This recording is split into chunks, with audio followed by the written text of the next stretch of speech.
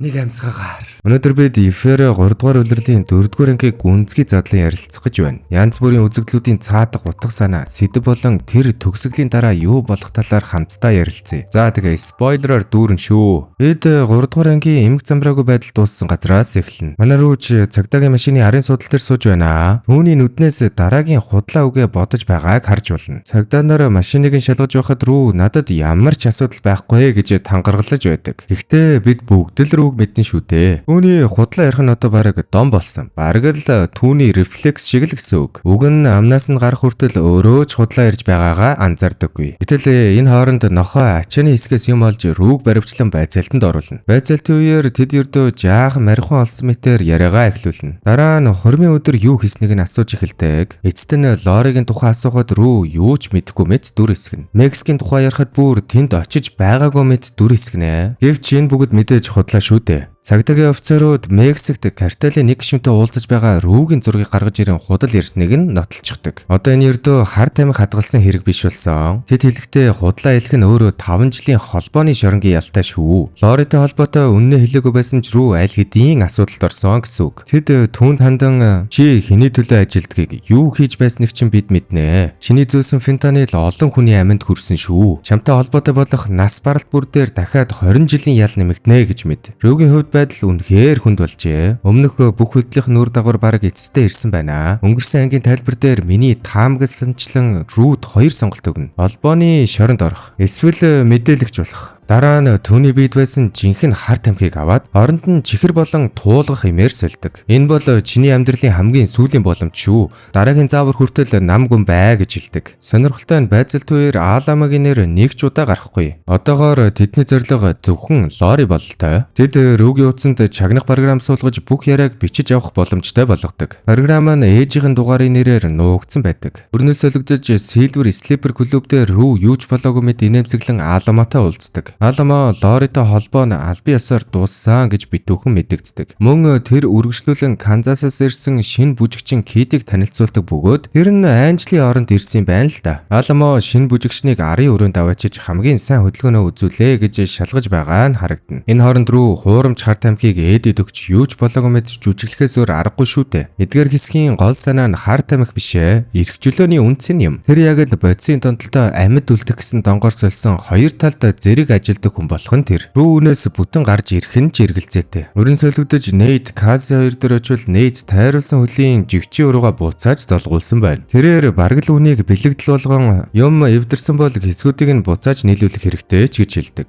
Тэрээр бараг л хөлийн хуруугаараа өөрсдийнхөө харилцааг төлөөлүүлээд байгаа мó хашийн. Гэвч Кази Нейтийн бүх амьдрал бизнес бүр харилцааны хүртэл худал байсан гэж нүүрэн дээр нь хэлчихдэг. Нейт Наст бараг $1 сая өртөө гэдгээ хүлээн зөвшөөрдөг. Гэхдээ тэр өөрт нь итгэж 50 байхыг ч Касид хэлдэг. Касиарын үлгэр шиг амьдрал нь дуусныг аль хэдийн ойлгож эхэлжээ. Тэр шархыг нь богоод холдож явж энэ үед тусалж чадах ганц хүн болох Мади руу залгана. Дараа нь Каси чемдана бэлдээд би ажиллахад билээ гэж хэлдэг. Энэ нь зөвхөн өөрийнхөө төлөө биш, Нейтийн ч төлөө хийж байгаа хэрэг. Нэгдүгээр үйлрэлд гардаг аавтайгаа холбоотой түүхийг бодоход Каси амьдралынхаа эрчүүдийг амархан орхидог хүн биш шүү дээ. Тиймээс бүх улаан тохиог үл харгалзан энэ харилцааны төлөө тэмцэхэд бэлэн. Мади түүнийг салон даваачин төрхийг нь бүрэн өөрчилдөг. Захын дүүргийн охиноос хотын бүсгүй болгож хувиргаж байна л гэсэн үг. Каси яг л Нейтийн бүх асуудлыг шийдэх эмэгтэй болохыг хүсэж байгаа мэтэл харагдана. Өрн солигдож Жуулс дээр очвол Лекси түүнд том ажил санал болгодог. Жуулс LA Nights шоуны зураг авалтанд асар том урлагийн бүтээл хийх даалгавар авна. Энд ангийн бас нэгэн гол санаа гарч ирнэ. Мари Касид Лекси Жуулс тусч байгаа нь хоорондоо ижилхэн. Гаднаас нь харахад Мади Лекси хоёр Холливуудд амжилттай яваа мэт боловч үнэн дээр Мади мөнгөгүй, Лекси ажилдаа дарагдсан байдаг. Харин Жуулс мөрөөдлөө биелүүлсэн мэт харагдаж байгаа боловч өөрийгөө мөнгөөр худалдаж байгаа шүү дээ. Каси хүссэн залуутайгаа гэрэлсэн боловч бодит байдал эсрэгээрээ тэс өөр. Нас нарахад сайхан мэт боловч үнэ эрэхтэй бүгд л хуурамч дүр зураг. Жуулс үеийнхүү бүтээлээ дуусгахад студийн хүссэн зүйлээс огтөр болжээ. Тэр өөрийн уран бүтээлийн илэрхийлэл болгож 14 ширхэг бэлэг эрэхтнийг зурсан байдаг. Продюсерууд үүнийг хүсээгүй тул мэдээж Жуулсыг дуудаж уулздаг. Лекси бүр Жуулс транс хүн болохоороо л ингэж зурсан байлгүй дээ ч гэж ах шиг. Үүний эрэхтэй асуудал нь телевизийн цензур байгаа юм л да. Тэд илүү хувцас нэмэх ямар нэг аргаар энэ зүйлсийг нь далдлах санал гаргадаг. Jules өөрчлөлтөд хэдхэн цаг хэрэгтэй гэж хэлсэн ч зураг авалтыг бүтэн 7 хоногоор хойшлуулчихдаг. Энэ алдаа студид ойролцоогоор $191,000 хохирол учруулсан байна л да. Lexi угаасаа л дүрм журмаар явдаг хүн тул энэ байдал түнд маш хүнд тусаж байгаа нь мэдээж. Jules харин бүх бүтээлээ улаан улбар шар будгаар будаад дунд нэг аврах том юм зурчаад л шууд яваад өгдөг. Үннийг хэлэхэд би Jules-ийн талд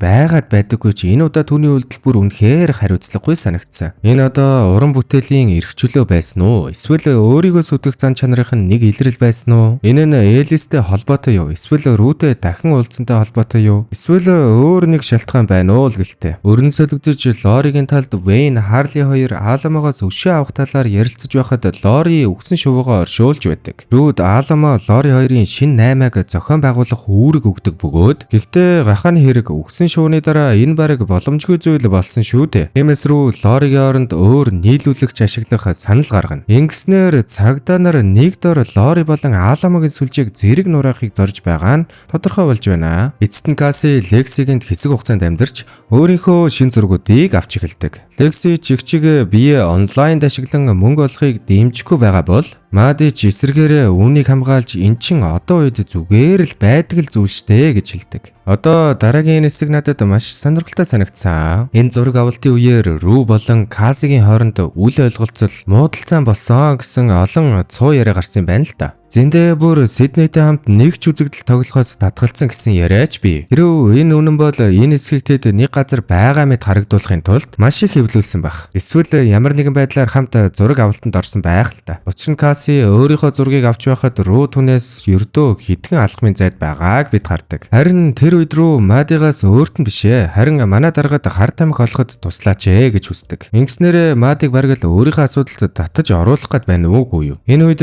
Lexi тэднийг ажиглан та нар ер нь яачсан хүмүүс вэ? Нэг нь хар тамхи хайж явна. Нөгөө нь ямарваа нэгэн сайт дээр бие зарж мөнгө олж байна. Нэг нь харин зургийг аваад байж байдаг. Бурхан минь, та нар үнэхээр өрөвдмөр бас аимшигтай байна гэж хэлдэг. Дараа нь бид Cassie-г хормын бөгжөө ламбард нь тавьж байгааг хардаг. Тэр мөнгөөрөө Lexi-тэй нэг орон сууцны хороололд өөрийн гэсэн байр авах гэж байгаа юм байна л та. Ингэснээр алдар нэр мөнгө олох мөрөөдлөө үргэлжлүүлж байгаа ч үүнийг бие даасан байдал мэтээр халахалж байна л та. Жаахан өмнөх хэсэг рүү буцаж харвал Адэрүүд хар тамхи олоход туслахад эвгүй байгаагаа хэлсэн ч гэсэн Рүү эцэстэн түүнийг ятгаж өөрийн энэ бүх замраагийн асуудал руу түүнийг татан оруулж магадгүй л дээ. Өрн сонирхогдож Нейт рүү эргээд орцгоё. Тэрээр Ахмад наснуудад зориулсан орон сууцны төслөө батлуулахын тулд бүсчлэлийн комиссийн өмнө бараг амьд тэмцэн зүтгэж байдаг. Тэрээр тун хүнд байдалд орсон бөгөөд сонин алхам хийж төслөө ариун зоригтой ажил мэд харагдуулахын тулд Библийн ишлэл хүртэл уншина. Гэвч хүсэлтэн татгалцсан боловч бууж өгөхгүй. Нейт сэтгэлээр унаж биел гэдэг комиссийн нэг гишүүнийг бүр шууд нэрлэн дуудаж тэр бүр өвдөг сүхрэнгуйж царай алдах хэмжээнд хүрдэг. Олон хүн л энэ одоо ямар гिचи Нейт вэ? Өмнөх Нейт биш байна гэж гайхаж байсан шүү дээ. Тэгвэл сүүлийн хэдэн 7 хоногт яагаад ийм авирлаж байсныг нь бид эцэст нь ойлгож байна. Тэрээр өнгөрсөн төлцсөн нүглийнхаа төлөө л ийм сайн зүйл хийх гэж байна шүү дээ гэж хашгирдаг. Түүний бодлоор энэ Ахмадын хотхон бол нийгэмд хэрэгтэй сайн зүйл. Тиймээс өөрийгөө муу хүн байж яавч таарахгүй гэж байгаа нь энэ л дээ. Гэвч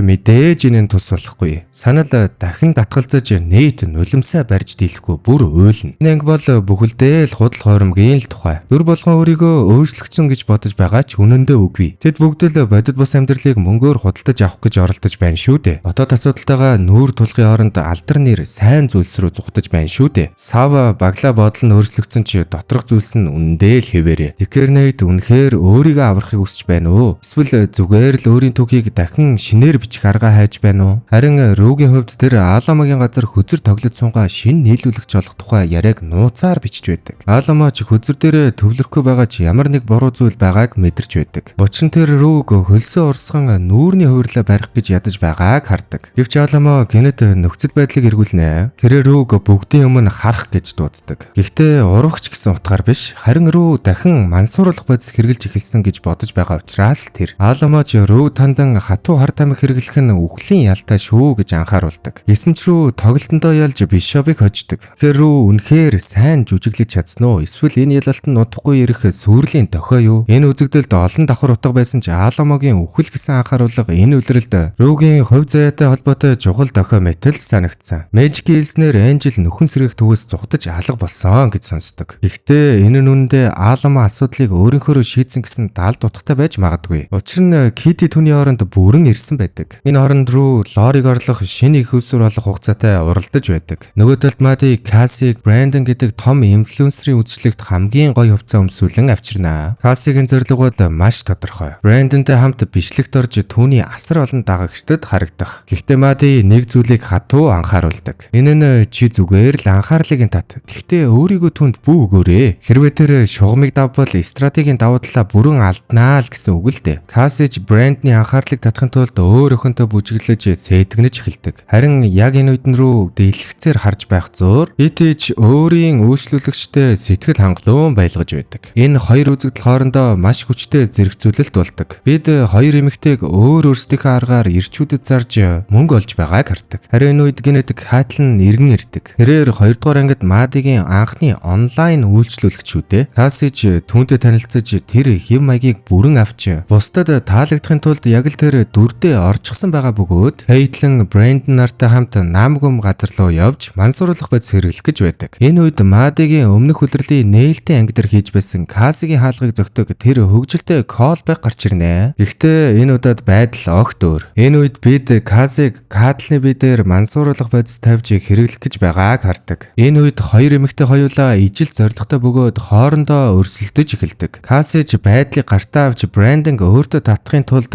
өөр бүх зүйлийг л хийдэг. Бид Брэндонгийн анхаарлыг татах гэсэн энэ таталцлын тулааныг харж байхад эцэст нь Касси ялнаа. Харин энэ үед нь Катлны бие өгөрхөж угаалгын өрөөлөө явдаг. Касси ч яг л өөрийн биеийг бүрэн өгөхөд бэлэн болох үед эцэст нь Мади өрөөнд орж ирнэ. Ингээд эцэст нь даалгавар биелж тэдний бичлэгч мөн адил амжилттай болдог. Энэ хооронд клуб дээр рүү Китиг шалгаж цэвэрлэж туслаад сая хийсэн зүйлээ бусдын дарамт шагалдаар хийсэн үү гэж асуудаг. Кити ч өөрийгөө зүгээрээ өөрийнхөө сонголтоор хийсэн л гэж хэлдэг. Тэгтэл бие засах өрөөнөөс Россалын буюу Мэжик гарч ирнэ. Рүү харахад тэр хоёр найз биш гэдг нь шууд л ойлгогдно. Мэжик ч энэ боломжийг ашиглаж Рүү Кититэй ярилцсан талаар мэдээллийг нь задалдаг. Тэрээр хэлэхдээ чамаг энэ ажлыг албадан хийлгэж байна уу гэж асуусан гэдгийг нь хэлдэг. Энэ бүх хүмүүс дунд Рүүгийн ээж залгадаг. Рүүгийн ээж ч гэжтэй нөгөө цагдаагийн байгууллага шүү дээ. Рүү Эди Мэжик хоёрын өмнө уцаа авахд цагдаагийн байгууллага түүнийг Мэжикээс болж илчлэгдсэн гэж хэлнэ. Тэр түүнийг яаж зайлуулах арга олох ёстой. Үзэгдэлд Рүүба Мэжикийн зөрчил хурцдаж эхэлнэ. Рүү ч би тэгж хэлээгүй. Тэр худлаа хэлж байна. Тэр зүгээр л мансуурсан эсвэл хий юм сонссон баха гэж хэлдэг. Харин яг энэ үед нь Вэйн Харли хоёр буутаа орж ирнэ. Тэд Эдигийн өрөөлүүдээр ч Сефиг онгойлгохыг шаардна. Эди мэдээж ихэндээ татгалзахад тэд түүнийг буудаж гэмтэн. Эцэст нь хүчээр Сефиг онгойлгуулж мөнгийг авч зугцдаг. Ингээд эцэст нь Рүү Бишоп руу залгаж бүх болсон явдлыг хэлнэ. Тэд машины дугаарыг хаах гэтэл бүр байсангүй. Харин Мэжик жолоочийн судалд нэг эмэгтэй байсныг нь харна. Үүнийг нь мэдээж Фэй гэдгийг нь Рүү илчилдэг. Бишоп үүнийг сонсмогцоо л энэ зүгээр нэг дээрэн бишээ гэдгийг нь ойлгоно. Энэ бол Лори Аламогийн сул талыг онон шувууг нь хөнөөснийхээ хариуг авч байгаа хэрэг л дээ. Шууд утгаараа түүний мөнгөнд цохилт хийсэн гэсэн үг. Ингээд Рүүгийн хувьд бүр 2 биш бүр 3 талын тоглоомонд орж өөрийн амьдралын ирмэгдээр тулж ирснээр энэхүү анги маань дуусна. За тэгээд эцэст нь цагдаагийн байгууллага ба Рүү мөн Лори ба Аламогийн дайны тухай бүр бүх зүйл илүү том төвшөнд хүрч байна. За ингээд 4-р ангийн тайлбар маань дуслаа. Доор комент хэсэгт санал сэтгэлдээ үлдээгээд энэ хүртэл үзсэн бол лайк, саб хийхийг бодоорой. За тэгээд дараагийн ангиар уулзтлаа. Түр бай бай.